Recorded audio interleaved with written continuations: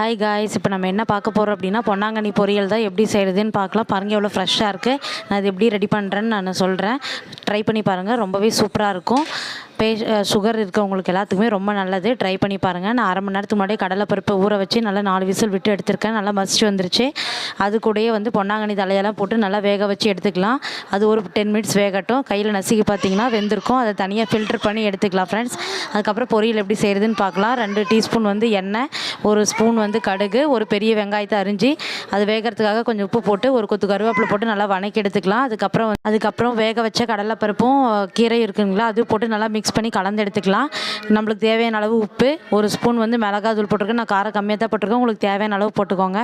அப்புறம் ஒரு கைப்பிடி அளவு தேங்காய் துருவி போட்டு நல்லா மிக்ஸ் பண்ணி எடுத்து ஒரு 5 மினிட்ஸ் வந்தால் ரெடி ஆகிடும் ஃப்ரெண்ட்ஸ். ட்ரை பண்ணி பாருங்கள். நான் அதுலேயே ரசம் வச்சுருக்கேன். அது எப்படி வைக்கிறதுன்னு சொல்லிட்டு நெக்ஸ்ட் வீடியோவில் ஷேர் பண்ணியிருக்கேன். செக் பண்ணி பாருங்கள். Thank you friends.